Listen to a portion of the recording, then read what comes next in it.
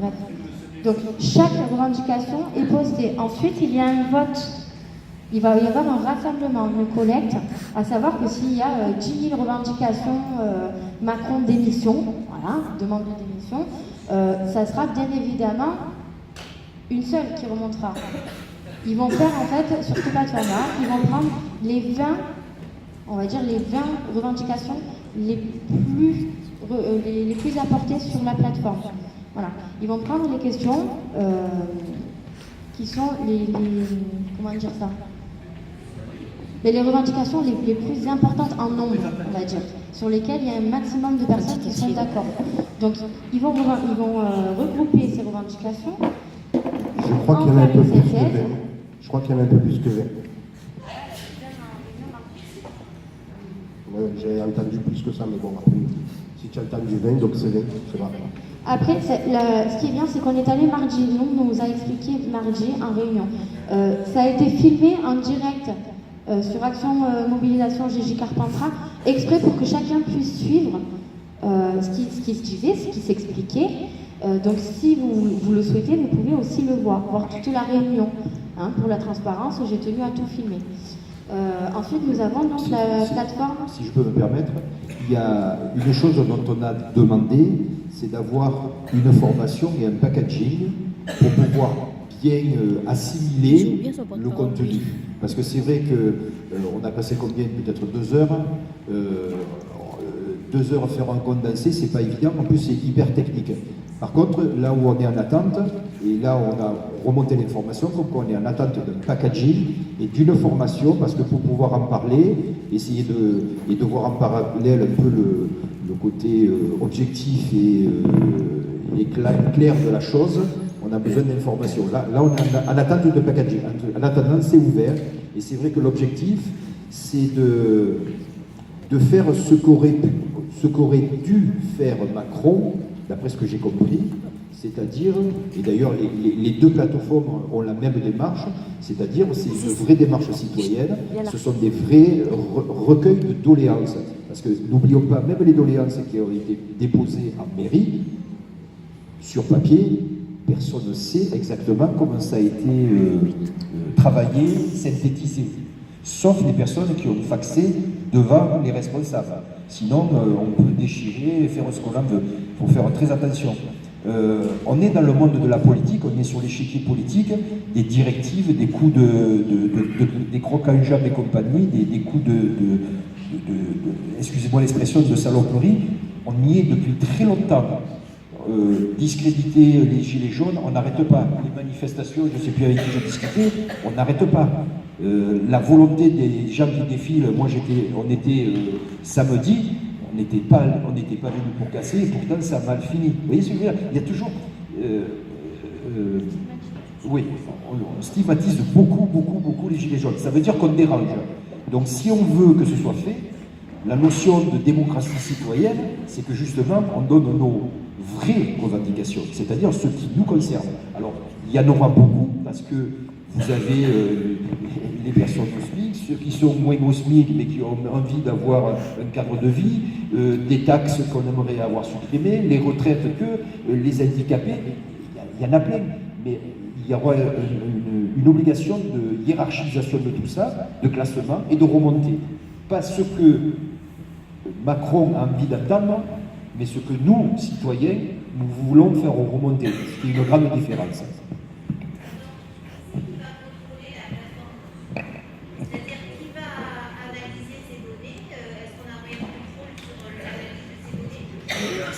Alors pour la plateforme donc, que j'étais en train de citer, donc le vrai débat, c'est une plateforme qui sera administrée par plusieurs personnes. Et d'ailleurs, ils appellent aux volontaires. Ils appellent une aide supplémentaire.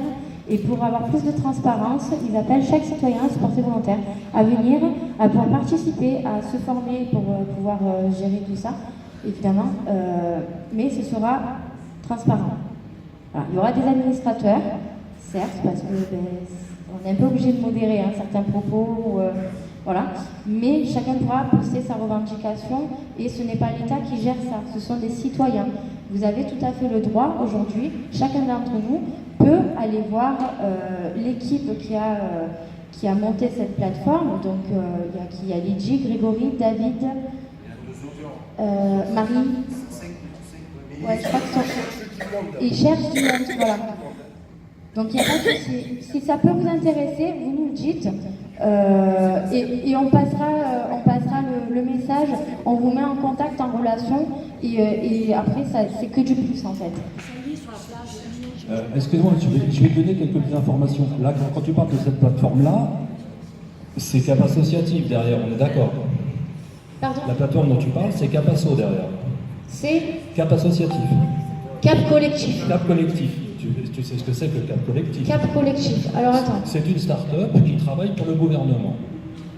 Elle fait exclusivement son chiffre d'affaires avec le gouvernement. Alors de l'autre côté, nous avons Nous. Nous, moi j'ai discuté avec monsieur Eliane Caillol, je me suis fait renvoyer chier sur les roses. Ce monsieur-là est on ne peut plus étrange. Il est soi-disant webmaster sur ce site-là, mais le gars vend des truffes, il importe des produits de luxe de Chine, il a un chiffre d'affaires de 260 000 € par an, sans aucun salarié. Qu'est-ce qu'il vient faire à s'emmerder sur le mouvement des Gilets jaunes? Je vais attirer votre attention. Ingrid a fait un parti politique. Bon, elle était à la réunion de Marseille. Nous, ça sort de là. D'accord? Je vais juste vous émettre une petite théorie, vous allez peut-être comprendre jusqu'où je vais aller. Qui vous a invité? Bernard Tapie. Ça c'est faux. Il a Bernard prêté ses Tapie n'a locaux. invité personne. Ah, c'était pas les locaux de la Provence? Bernard Tapie a mis des locaux à disposition. Tout comme ce soir, le propriétaire de la salle nous met une salle à disposition pour une réunion citoyenne. Une assemblée citoyenne. Moi, personnellement, j'y étais. D'accord? Je n'ai pas été invitée par Bernard Tapie. Tous les porte-paroles étaient invités. C'était qui le propriétaire? Mais est-ce que tu comprends ce que je viens de te dire? Laisse-moi finir mon raisonnement. Mais propriétaire ou pas, Mais nous on vous dit laisse-moi pas. finir mon raisonnement, Mon je t'ai rôle laissé- c'est pas je de t'ai dire aux laissé gens, parler, vous je t'ai devez aller laissé là parler, ou vous devez aller laisse-moi là. parler. Les deux plateformes sont affichées sur le site. On est censé, pour une transparence et laisser un libre arbitre aux gens, expliquer les deux plateformes. Alors, Capasso- Et laisser le choix aux gens. Capasso, il y a deux bouchards de chez Google derrière, toutes les informations remontent chez Google. Google, c'est Big Data, ils revendent les informations, c'est comme ça qu'ils gagnent leur vie. Ils les revendent à qui, d'après toi? Il n'y a aucune transparence. Nous, le seul problème, tu vois, au cas où tu ne saurais pas, Bernard Tapie, là, il a 404 millions d'euros. Il retourne en procès. Je vais te faire une petite théorie qui est très simple. En Pour quoi éviter de Bernard Tapie Écoute-moi est un bien, candidat? laisse-moi finir. Je t'ai laissé parler, laisse-moi finir. Là, il a besoin d'avoir un appui politique. Il est plus capable d'aller en politique. Mais en lançant un mouvement derrière et en le finançant, parce que, excuse-moi, Ingrid, il va lui falloir entre 1 et 6 millions d'euros pour sa campagne. Pas de cagnotte. Donc il va lui falloir des parrains. Il a 404 millions d'euros à disposition.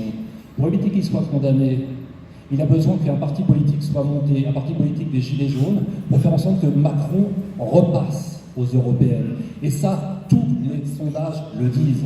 Si on s'implique dans la politique, on se fait, excusez-moi l'expression, enculer. Eh bien, il a gagné, ce monsieur. Parce qu'avec ça, il va pouvoir dire au gouvernement, tu vois, là, je vais faire passer Macron. T'évites mon procès? Je ne veux pas me faire médium, je pense que c'est ce qui va arriver. Et il n'y a aucune transparence d'un côté comme de l'autre. Pas de déclaration à la CNIL. Le RGPD, aucune déclaration que ce soit sur nous ou que ce soit de l'autre côté pour PACA Gilets jaunes citoyens. Il n'y a rien au niveau sécurité. Moi, je l'ai démontré aux gens, je te fais monter des sondages de 3% quand je veux. Pour les plateformes, c'est exactement pareil. C'est un leurre démocratique qu'on vous agite. Parce que n'importe qui peut voter n'importe quand, le nombre de fois qu'il veut. Voilà, et il est là le problème. Il n'y a aucune transparence quant à la gestion des données, quant au stockage des données, et où est-ce qu'elles vont. C'est mon boulot, je suis ancien ingénieur informatique, et tu peux demander à Laurent, il le sait très bien. Donc là, je sais très bien de quoi je parle. On vous agite un leurre démocratique et vous êtes tombé dedans. Les pieds dedans, pas de problème. Mais regardez bien, tu sais quoi, tu te crées 10 comptes. Sur n'importe quelle plateforme, tu vas sur gmx.fr, tu dois connaître, c'est gratuit, tu crées 100 comptes internet, tu peux aller voter 100 fois. Qu'est-ce qui interdit quelqu'un qui interdit pas quelqu'un, par exemple, qui a un peu d'argent à placer, qui veut gagner ou qui veut voir ses revendications passer, d'aller en en Chine ou d'aller dans un pays où il y a, la main-d'œuvre est à bas coût, prendre des centaines de milliers de personnes qui créent des comptes et qui viennent voter. Il peut faire passer ce qu'il veut. Et oui, je suis désolé de te le dire. Je pense que le temps des mises à plat des problèmes. C'est avant qu'il faut les voir les problèmes. Non. J'aimerais une chose qui soit très simple, qui soit valable aujourd'hui et pour demain. Je pense que moi, ce que j'aimerais, c'est que tu ne passes pas de l'hypothèse à une vérité. Si tu as une vérité, amène-la noir sur blanc, s'il te plaît. Les vérités, je lui ai dit, j'ai même la correspondance complète avec Adrien. D'accord. Ça, c'est le premier point. Le second point, tu es ingénieur en informatique, donc tu as des connaissances à ce niveau-là, tu as dû rechercher autour, donne-nous les solutions. Nous, la seule chose que je...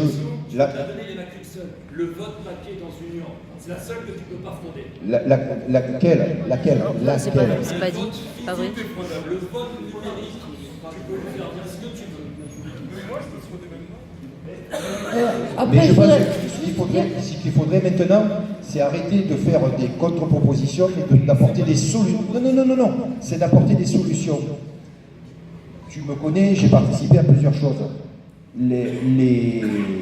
Beaucoup de gens ici ne sont pas du métier. On ne sort pas de l'école polytechnique spécialisée dans la communication. C'est absolument pas notre boulot. Non, mais je finis. Maintenant, le problème, c'est d'apporter. Il existe des choses, il y a des gens qui ont travaillé. Nous avons le devoir, dans la représentation citoyenne, de les présenter. Après, la notion de risque, mais de toute façon, il y a une meute de loups politiques, etc., de manipulation. Tout le monde le sait, ça. Tout le monde le sait. Sauf que, excuse-moi, mais de la façon dont tu présentes la chose, ça voudrait dire qu'il n'y a pas d'action. Donc, s'il n'y a pas d'action... Si, il y a manifestation. C'est des solutions. Alors attends, je ne te dis pas que tu as tort dans ce que tu dis. Je ne te dis pas que ton raisonnement est mauvais. D'accord? Par contre, ce que je dis, c'est qu'à l'heure d'aujourd'hui, tu nous as reproché, et tu m'as reproché tout à l'heure, une chose, un manque d'information, un manque de transparence. D'accord? On nous a demandé d'aller chercher les informations. On nous a présenté 2 plateformes, donc 2 produits dont vous devez être informés. Nous y sommes allés, nous nous sommes renseignés pour vous. Donc aujourd'hui, mon devoir, c'est de faire redescendre l'information. Je ne dis pas il faut le faire. Je dis chacun est libre de ses choix. Maintenant, moi, mon devoir en tant que porte-parole, ce n'est pas de choisir, ni pour toi, ni pour madame, ni pour personne. Je suis là pour faire remonter et redescendre des informations. Chose que je fais ce soir. Les plateformes seront mises à disposition pour les personnes qui en feront le choix. Simplement, rien n'est obligatoire. Bon. Mais laissez-nous que les gens soient éclairés. Alors c'est très simple, vous allez sur Action, Mobilisation, GJ, Carpentras et vous avez les 2 plateformes avec les sources et vous allez à l'information. Moi, attends, je voudrais juste parce que là, dire quelque chose. La La plateforme plateforme PACA, elle est antidémocratique parce qu'on ne veut pas voter contre. Ça fait 4 fois que je leur dis et on ignore complètement ce que je dis. Donc, à partir du moment où on propose quelque chose qui ne me plaît pas, pourquoi je n'ai pas le droit de voter contre? Mais c'est ce que tu peux faire en n'y participant pas. Ah non. Les gens, écoute, les gens je te prends l'exemple. L'avortement, pour ou contre. D'accord? Alors donc là, tu vas avoir par exemple 80% des gens qui ont voté pour, et toi tu ne pourras pas voter contre. Est-ce que c'est démocratique? Ce qui n'est pas démocratique, c'est d'empêcher l'information de circuler, d'empêcher les gens d'être informés. Je te parle voilà, des votes de la plateforme. C'est pas du tout démocratique. Tu ne peux pas dire que tu t'exprimes. Si quelque chose Donc tu n'y vas pas. Et tu envoies des courriers à Macron. Non. Alors donnez-nous une proposition concrète et constructive. Je suis en train de te dire que sur la plateforme, quand tu vas voter, d'accord, tu votes forcément pour ou pas.